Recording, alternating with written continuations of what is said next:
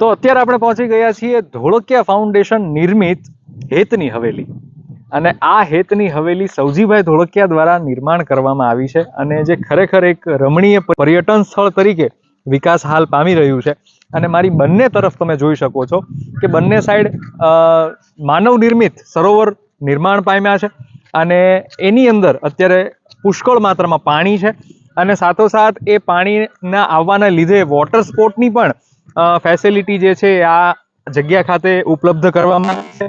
અને આ જે છે એ હેતની હવેલીનો મેઇન એન્ટ્રન્સ ગેટ છે કે અહીંથી તમે એન્ટર થઈ શકો છો. બે ગેટ છે, 1 અને 2. આ આપણે બીજા નંબરના ગેટ પર છીએ. જો હવેલીમાં જવું હોય, કોઈ મહેમાનો હોય તો એ પાછળના ગેટ પરથી જતા હોય છે, જ્યારે અહીંયા પર્યટકો માટે એન્ટ્રી ગેટ આ રાખવામાં આવેલો છે. અને આપણે આજે આ જગ્યાને એક્સપ્લોર કરવાના છીએ. તો આવો હવે આ વિડીયોને સ્ટાર્ટ કરીએ છીએ અને અમે તમને દેખાડીએ છીએ હેતની હવેલીને.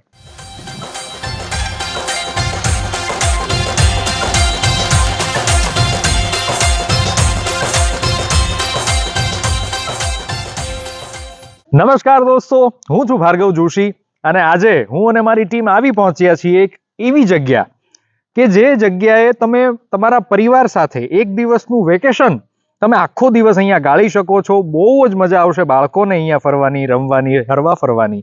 અને સાથે સાથે પરિવારના દરેક વ્યક્તિઓ માટે અહીંયા સુખ અને સુવિધા સાથે એક picnic point, 1 day picnic point અહીંયા ઉપલબ્ધ છે. તો હું આજે તમને એવી જગ્યાની શેર કરાવવાનો છું કે જ્યાં તમે તમારા પરિવાર સાથે એક દિવસનો શોર્ટ ટાઈમનો એક સમય બહુ સારો એવો ગાળી શકો છો. આ જગ્યા લોકેટ છે લાઠી પાસે. લાઠીથી દુધાળા ગામ જે આવેલું છે અને ખાસ કરીને આપણા સુરતના હીરા ઉદ્યોગપતિ અને જે કાઠિયાવાડ સૌરાષ્ટ્રમાં જેમનું નામ અત્યંત પ્રચલિત અને મોખરે છે એવા સૌજીભાઈ ધોળકિયા ફાઉન્ડેશન દ્વારા આ જગ્યાનું નિર્માણ કરવામાં આવેલું છે અને આ જગ્યાને નામ આપવામાં આવેલું છે હેતની હવેલી. આજે આપણે જોવાના છે હેતની હવેલી અને હેતની હવેલી આપણે આજે ફરીશું અને હું તમને દેખાડીશ કે અહીંયા શું શું સુવિધાઓ છે, શું શું સાધનો છે, બાળકોને શું રમવા માટેનું છે, પરિવાર સાથે શું અહીંયા તમે માણી શકો છો. તો બને રહેજો વિડીયોમાં, આગળ મળીએ. આ છે હેતની હવેલીનો મેઇન એન્ટ્રન્સ ગેટ. અહીંથી આપ તમારે અંદર જવાનું હોય છે. આ મેઇન ગેટ છે. મેઇન ગેટમાંથી અંદર આવી અને સીધું તમારે હેતની હવેલી સાઈડ જવા માટે અહીંથી ઉપર ચડી જવાનું છે. અને ચાલો હવે આપણે પણ જઈએ છીએ અને તમને દેખાડીએ છીએ હેતની હવેલી અને સાથોસાથ એનું આજુબાજુનું દરેક લોકેશન. અને મારી આસપાસ તમે જોઈ શકો છો કે આજુબાજુ બધી સાઈડ સરોવર છે જે ખૂબ સુંદર અને પ્રાકૃતિક વાતાવરણ આ જગ્યાને એક સરસ મજાનું આપી રહ્યું છે. તો તમે મારી પાછળ જોઈ શકો છો ભારત માતા સરોવર છે. તો આ છે સંત કુટીર અને અહીંયા સંતો મહંતો માટે એક ઉતારાની સુવિધા જે છે એ ઊભી કરવામાં આવી છે. ચાલો આપણે જોઈએ છીએ. અહીંયા પૂજ્ય મોરારી બાપુનો ઉતારો જે છે એ આપવામાં આવેલો હતો અને પૂજ્ય બાપુ અહીંયા રહેલા હતા જ્યારે આ સરોવરનું જ્યારે ખાતમુહૂર્ત અને ઉદ્ઘાટન કરવામાં આવેલું ત્યારે ખૂબ મહત્વના હોદ્દાના મંત્રીશ્રીઓ સાથોસાથ પૂજ્ય મોરારી બાપુને પણ આમંત્રણ હતું ને સાથે અહીંયા તેઓને પૂજ્ય મોરારી બાપુને ઉતારો આપવામાં આવેલો હતો. અને સાથે સાથે આ બાજુ તમે જોઈ શકો તો રમેશભાઈ ઓઝા જે છે પૂજ્ય ભાઈશ્રીને પણ અહીંયા ઉતારો આપવામાં આવેલો હતો. અને અહીંયા બાપુ જે છે એ બાપુ અને ભાઈશ્રી બંને બેસી અને સત્સંગ કરતા. તો આ એ જગ્યા છે અને અહીંથી સમગ્ર તમને ભારત માતા સરોવર છે એનો ખૂબ સુંદર જે નજારો છે એ જોવા મળી જવાનો છે.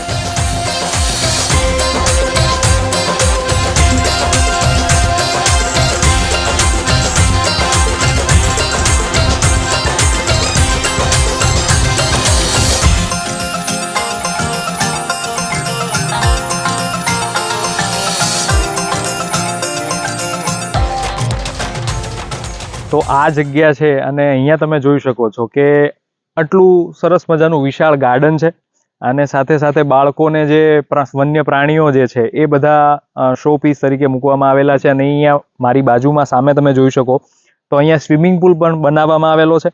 મારી પાછળની જે સાઈડ છે ત્યાં આગળ આખો ફ્લાવર શો જે છે એ તૈયાર કરવામાં અત્યારે હાલ આવી રહ્યો છે અને એ થોડા સમયમાં જ તૈયાર થઈ જશે. અહીંયા છે સ્વિમિંગ પુલ અને આપણે સ્વિમિંગ પુલ પણ જોઈશું, પણ હાલ અત્યારે સ્વિમિંગ પુલ ખાલી છે. ખાલી તમને દેખાડી દઈએ છીએ. જ્યારે માણસો ખૂબ વધારે આવતું હોય છે અહીંયા, પ્રવાસીઓનું પર્યટકો જ્યારે વધારે આવતા હોય છે ત્યારે આ દરેક વસ્તુઓ જે છે ચાલુ કરવામાં આવતી હોય છે. આજે ખાલી એક વ્યવસ્થાના ભાગરૂપે એ સાફ સફાઈ માટે બંધ રાખવામાં આવેલું છે. અને સ્વિમિંગ પુલ જોયા પછી હવે આપણે જઈએ છીએ વ્યૂ પોઈન્ટ સાઈડ, કે જ્યાંથી તમને આખા હરિકૃષ્ણ સરોવર અને ભારત માતા સરોવરનો ખૂબ સુંદર વ્યૂ તમને અહીંથી મળવાનો છે. અને જો તમે અહીંયા એક દિવસના પિકનિક માટે પરિવાર સાથે આવો છો તો તમે અહીંયા વન ભોજન પણ કરી શકો છો, કે ઘરેથી સાથે બનાવીને વસ્તુઓ લાવી અને અહીંયા તમે પરિવાર સાથે પ્રાકૃતિક વાતાવરણમાં તમે બપોરના જમણવારનો આનંદ માણી શકો છો. અને આ છે વ્યૂ પોઈન્ટ, અને અહીંથી સમગ્ર તમને વ્યૂ દેખાશે સરોવરનો. અને સાથોસાથ અહીંયા વોટર સ્પોર્ટ્સ પણ હાલ અવેલેબલ છે. આજના દિવસે બંધ હોવાને લીધે, પાર્ક બંધ છે એટલા માટે, હેતની હવેલી અત્યારે બંધ છે એટલા માટે આજે આ બધું સ્ટોપ છે. પણ અહીંયા વોટર સ્પોર્ટ પણ એક્ટિવિટીઝ પણ ચાલુ કરી દેવામાં આવી છે. અને અહીંયા તમે જોઈ શકો છો કે વોટર સ્પોર્ટ એક્ટિવિટીમાં પણ ખાસી બધી બોટ્સ છે, પછી સ્પીડ બોટ છે. આ દરેક વસ્તુઓ તમને અહીંયા પરિવાર સાથે આનંદ જે માણવાનો છે એ તમને આરામથી મળી જશે.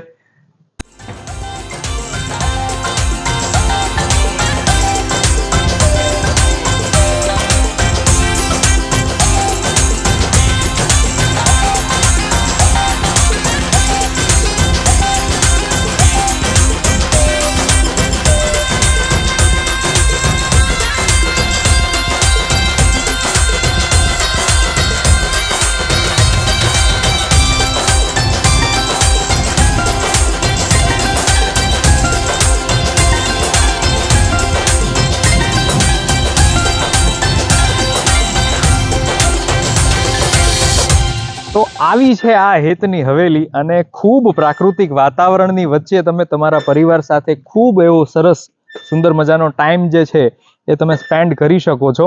અને ધીમે ધીમે હજી વિકાસ કાર્યો ચાલુ જ છે. હજી પણ આ હેતની હવેલી અને સાથે સાથે ભારત માતા સરોવર, હરિકૃષ્ણ સરોવર, આ દરેક જગ્યાનો હજી પણ વિકાસ વધુ થવાનો છે અને પર્યટકો વધુ આકર્ષાય.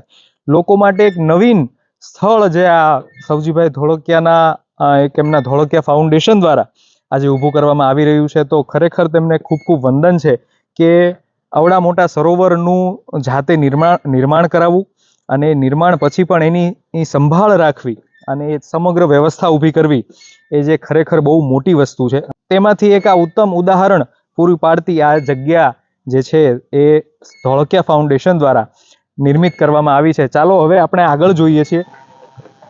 એકદમ સરોવરના કાંઠે અહીંયા કૈલાસ ઘાટ જે છે એ પૂજ્ય બાપુનો જે ઘાટ જે છે એ પણ બનાવવામાં આવેલો છે. અને પૂજ્ય બાપુ દ્વારા કૈલાસ ઘાટનું અનાવરણ કરવામાં પણ આવેલું છે.